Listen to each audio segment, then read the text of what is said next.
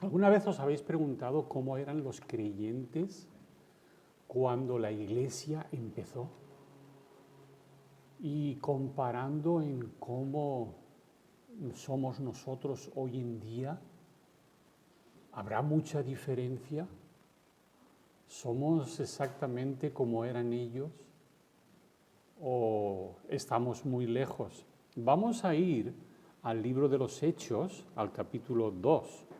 Y vamos a ver algo muy interesante que me llamó la atención. El libro de los Hechos,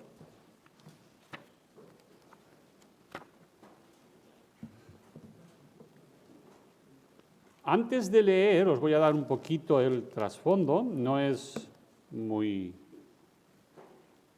difícil de comprender. Estamos en el libro de los Hechos, el Señor se había reunido con sus discípulos ya para despedirse.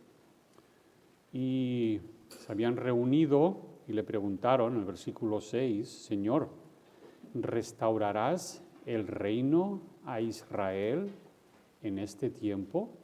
Estamos en el capítulo 1, versículo 6.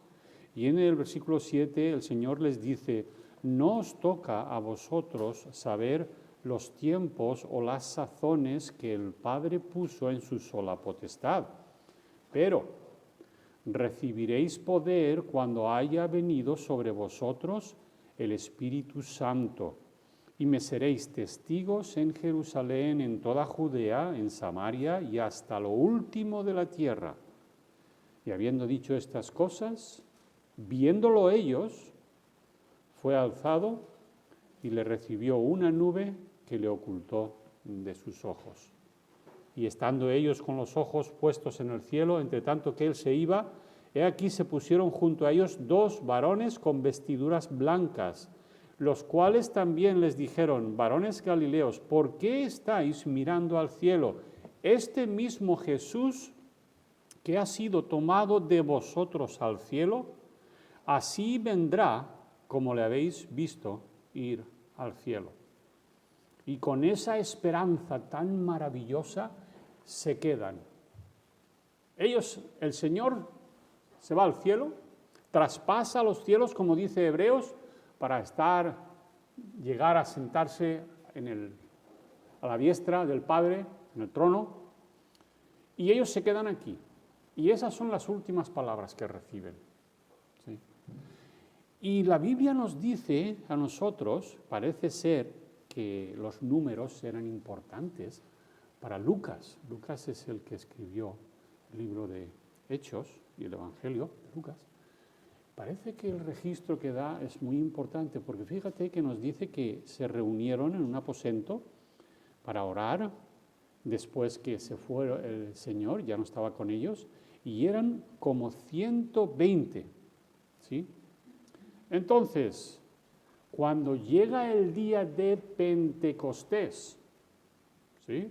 50 días después de que el Señor resucitó, viene el día de Pentecostés y sucede que algo como un estruendo de viento y unas lenguas que se aparecen y empiezan, como dicen ahí, en el versículo 5 dice, moraban entonces en Jerusalén judíos, del capítulo 2, moraban entonces en Jerusalén judíos, varones piadosos de todas las naciones bajo el cielo.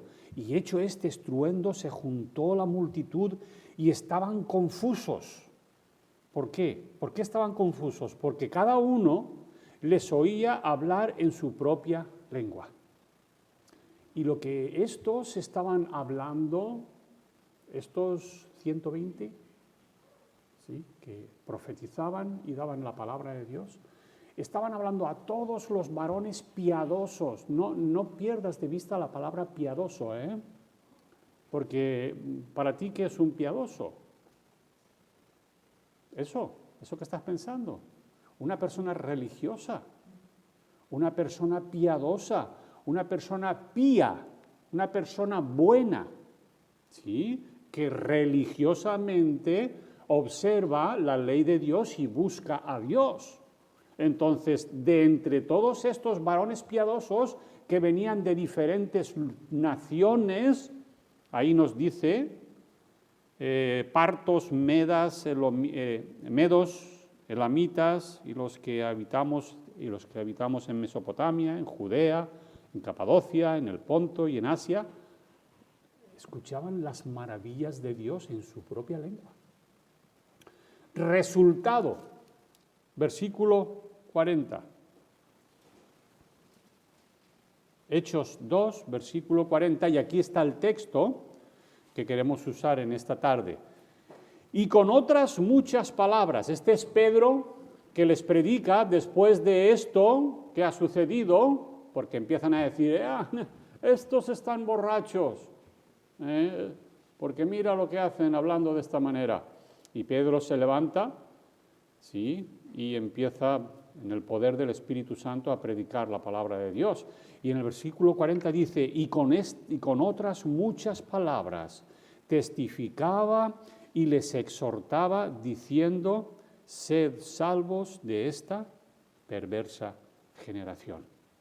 Así que los que recibieron su palabra fueron bautizados y se añadieron aquel día como 3,000 personas. Aquí tenemos otro número. Y perseveraban en la doctrina de los apóstoles, en la comunión unos con otros, en el partimiento del pan y en las oraciones. Y sobrevino temor a toda persona, y muchas maravillas y señales eran hechas por los apóstoles. Todos los que habían creído estaban juntos y tenían en común todas las cosas. Y vendían sus propiedades y sus bienes y los repartían a todos según la necesidad de cada uno. Y perseverando unánimes cada día en el templo y partiendo el pan en las casas, comían juntos con alegría y sencillez de corazón, alabando a Dios y teniendo favor con todo el pueblo.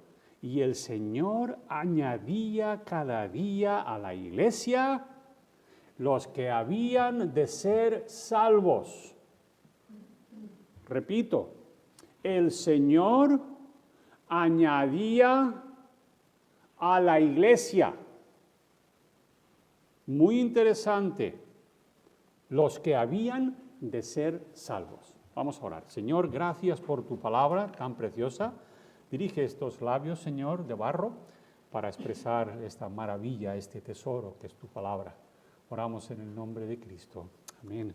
Muy bien, entonces, lo que me llama la atención es que es Dios, Él mismo.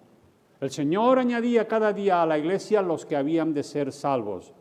Ahora, la pregunta es esta: ¿qué características comunes vemos aquí en estos que eran añadidos a la iglesia? ¿No es interesante?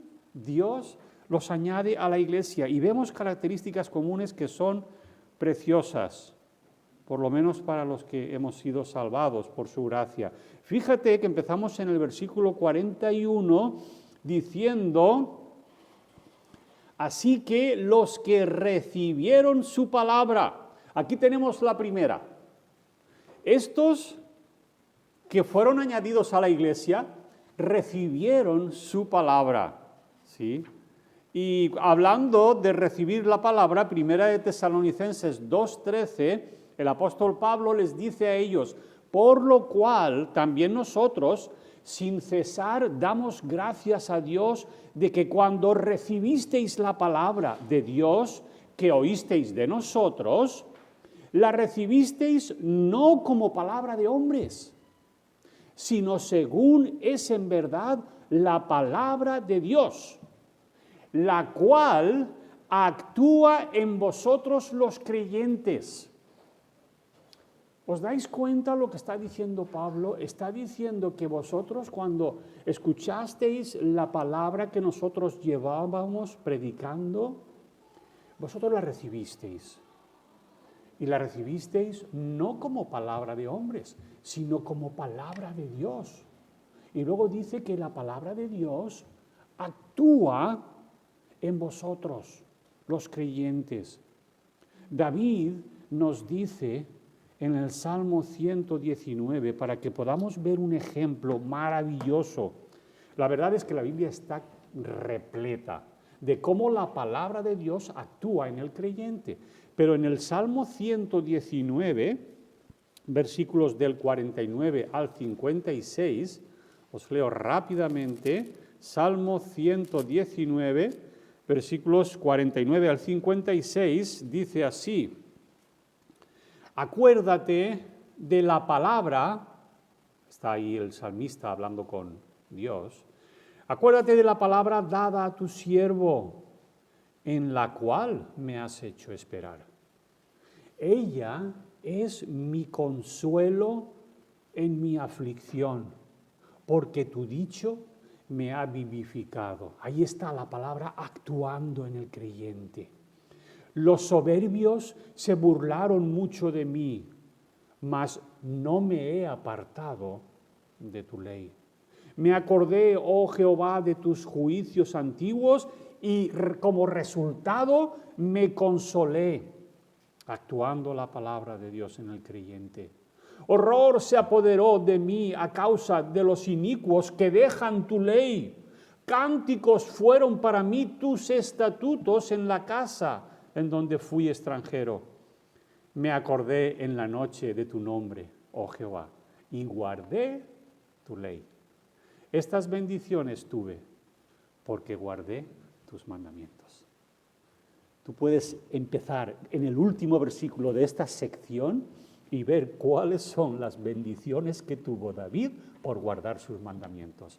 ¿Y qué es eso? Lo que está diciendo es el poder de la palabra de Dios actuando en el creyente. ¿Por qué? Por el Espíritu Santo que nos fue dado, el cual anhela la palabra de Dios. En Primera de Tesalonicenses mismo también, capítulo 1, versículos del 2 al 6, fíjate qué cosa más preciosa. Primera de Tesalonicenses, capítulo 1, del 2 al 6. Damos siempre gracias a Dios por todos vosotros, haciendo memoria de vosotros en nuestras oraciones, acordándonos sin cesar delante de Dios y Padre nuestro de la obra de vuestra fe, del trabajo de vuestro amor y de vuestra constancia en la esperanza en nuestro Señor Jesucristo.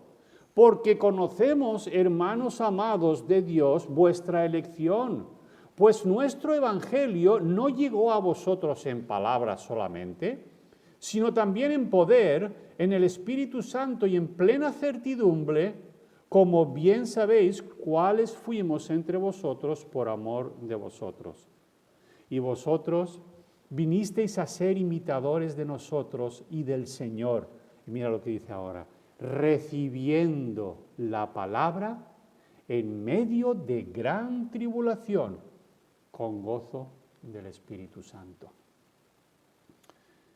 Primera de Tesalonicenses 1:6. Vinisteis a ser imitadores recibiendo la palabra en medio de gran tribulación. En Marcos 4:20 nos dice, y estos son los que fueron sembrados en buena tierra, los que oyen la palabra y la reciben y dan fruto a 30, a 60 y a 100 por uno. Quiere eso decir que hay el peligro de que la palabra de Dios sea oída, pero no sea recibida. ¿Sí? Y tarde o temprano, esa persona que oye, pero no la recibe, terminará saliendo de entre nosotros. Es muy necesario que sea recibida la palabra. Así que tenemos la primera característica. Fíjate, yo no voy a hablar de todas ellas, pero tengo 13. Os la voy a nombrar, vamos a ver unas 3 o 4 y ya está. Os la voy a nombrar para que veáis qué maravilla es la que nos da el registro bíblico aquí sobre cómo eran las características de estas personas que se añadían cada día, Dios las añadía a la iglesia. Ya hemos dicho la primera, es que recibieron su palabra. Segunda, es que fueron bautizados. Tercera es que perseveraban en la doctrina de los apóstoles. Cuarto, en la comunión unos con otros. Quinto, en el partimiento del pan. Sexto, en las oraciones. Séptimo, todos los que habían creído estaban juntos. Octavo, tenían en común todas las cosas. Esto de estar juntos y tener en común todas las cosas, ahora os explico. No os alarméis. 9, eran dadivosos y mitigaban las necesidades de los pobres entre ellos. ¡Qué bien! 10, eran fieles cada día en el templo. 11, estaban gozosos, eran gozosos y tenían sencillez de corazón. 12, alababan a Dios. Y 13, tenían el favor del pueblo. Muy bien, hemos hablado de la primera, que es que recibieron su palabra. Segunda es que eran bautizados. La expresión literal aquí es que eran sumergidos, inmersos en agua. Pedro, en obediencia al mandato de Cristo en Mateo 28, 19, ¿sí? Ir por todo el mundo y predicar el Evangelio, bautizándolos en el nombre del Padre y del Hijo y del Espíritu Santo. Entonces Pedro, en obediencia a este mandato de Cristo, instó a las personas que se arrepentían y volvían al Señor Jesucristo para salvación, les decía, tenéis que identificaros ahora con la muerte y sepultura y resurrección mediante las aguas del bautismo. Ahora queremos dejar bien en claro, seguramente lo hemos dicho, el pastor lo habrá dicho aquí cuando hemos tenido bautismo y todo, y lo decimos allí en Elche y en muchas iglesias, en todas las iglesias. El bautismo, hermanos, no produce el perdón de pecados. No produce ninguna limpieza de pecados. La experiencia del perdón precede a la ceremonia del bautismo. O sea, cuando la persona se arrepiente y cree en el Evangelio, es perdonada instantáneamente. Entonces, cuando viene el bautismo, es un cuadro de algo que ya ha sucedido. El arrepentimiento genuino es el que trae el perdón de Dios, la remisión de los pecados. Y es por esta razón que el creyente debía bautizarse. Sin embargo, el bautismo constituía un paso de obediencia permanente. ¿Qué quiere decir eso? Que por esta razón se convirtió en sinónimo de la salvación. Así pues, decir que alguien se bautizaba para ser perdonado era lo mismo que afirmar su salvación. Todo creyente disfruta de la completa remisión de pecados. Pero no porque se ha bautizado, esto que quede bien claro, sino porque se ha arrepentido de sus pecados y ha creído en el Evangelio. Y estas personas en aquel entonces, cuando el Señor los salvaba y los añadía a la iglesia, no hacían lo que, ¿qué palabra puedo usar? Desafortunadamente, o quizás porque hoy se hace así. Yo recuerdo que cuando conocí al Señor fue en el 79, en noviembre, y yo me bautizaba en el verano del 81, creo, 82. Y yo en mi ímpetu, yo le decía al hermano Samuel, yo quiero bautizarme ya. Allí nos íbamos a la marina y allí nos bautizábamos, ¿sí? Y recuerdo que el hermano Samuel me decía, Fernando, primero vamos a crecer un poco más en el Señor, entender bien lo que hemos hecho y todo, y enseguida, pues, cuando haya algunos más y todo, pues, ¿sí? Pero parece ser que en aquel entonces Parece ser no, era así. Recibían la palabra, se arrepentían de sus pecados y eran bautizados. ¿Sí? Por eso es que en aquella época el apóstol Pedro dice, arrepentíos y bautizaos. Y da la impresión de que uno, de hecho muchos interpretan que uno tiene que bautizarse para ser salvo. Y no. Tenemos ejemplos en la Biblia de gente que está en el cielo y no se bautizó. ¿Sí? El ladrón en la cruz, el ladrón bueno. ¿Sí? Pero otra vez vuelvo y repito que el bautismo no confiere ninguna gracia, no da perdón de pecados, ni limpia pecados, ni nada. Solamente es un cuadro precioso de lo que Dios ha hecho en el corazón del creyente. ¿Sí? Muy bien. Entonces, volvemos al tercer punto. ¿Cuál es el tercer punto? Perseveraban en la doctrina de los apóstoles. ¿Qué es esto de que perseveraban en la doctrina de los apóstoles? Pues simple y llanamente las escrituras. En aquel tiempo las escrituras que tenían es todo lo que nosotros tenemos en el Antiguo Testamento. ¿Sí? El fundamento para el crecimiento y la madurez del creyente se enseñaba con fidelidad diariamente. Diariamente. ¿Sí? Qué bendición. En cuanto a la comunión unos con otros, lo que quiere decir aquí Lucas es que tenían compañerismo, participaban, se animaban a vivir en justicia y obediencia. Romanos 12:10, a ver qué nos dice Romanos 12.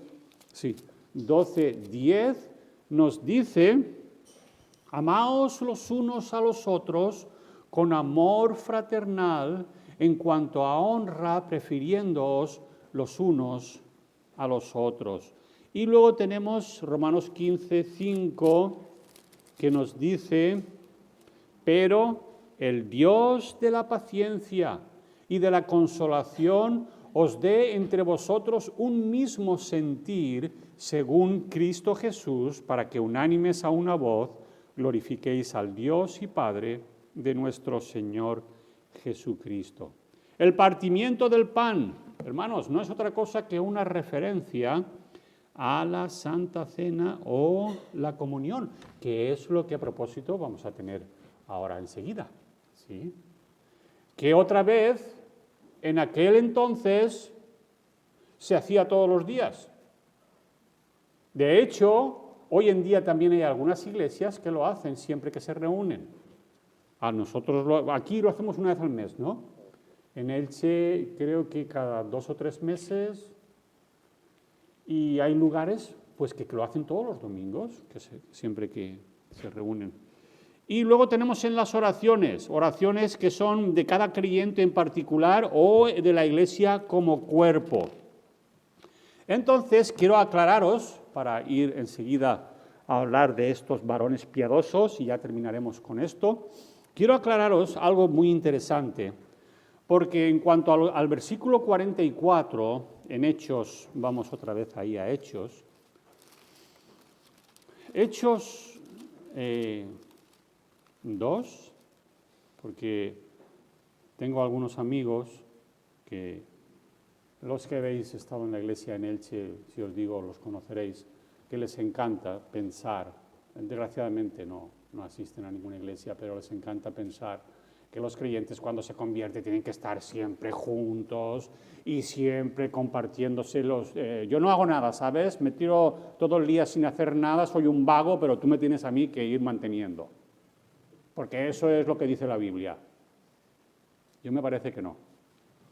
Pero, versículo 44, todos los que habían creído estaban juntos y tenían en común todas las cosas, ¿sí? Y vendían sus propiedades y sus bienes y los repartían, y todos según la necesidad de cada uno.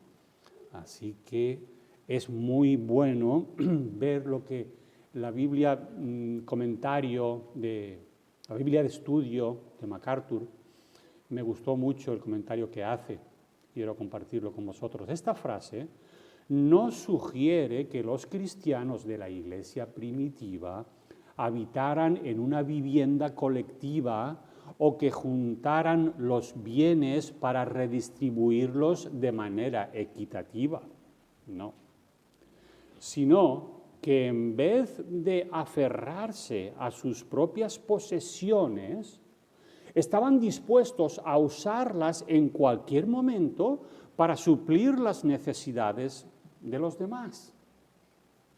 Eso es lo que realmente quiere decir. Los creyentes entendieron que todo cuanto tenían le pertenecía a Dios. Y por eso consideraban que quienes podían suplir las necesidades de otros hermanos o hermanas tenían la obligación de hacerlo. Santiago 2, 15 y 16 nos lo dice. Primera de Juan 3, 17 también nos habla de ello. Y ojo, que el método para lograrlo consistía en entregar el dinero a los apóstoles y ellos lo distribuían.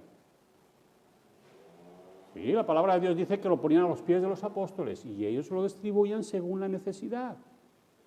Nada que ver con comunismo, ni socialismo, ni nada de eso. Completamente diferente.